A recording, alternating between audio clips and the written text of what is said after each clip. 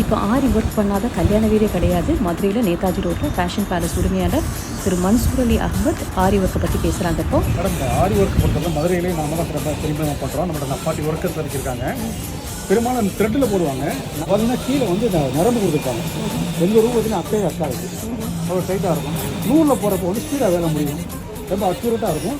என்ன டிசைனாலும் போட்டு கொடுக்குறோம். நம்ம நம்ம 1200 ஆரி பண்ணிட்டுருக்கோம். ஆரினாலே பெரிய மாறி 10,000 20,000 இல்லாமல் 1200 நம்ம ஆரி ஒர்க் பண்ணி கொடுத்துருக்கோம். வேறு நார்மல் சுடிதார் பஸ்ஸும் கற்றுக் கொடுத்துருக்கோம்.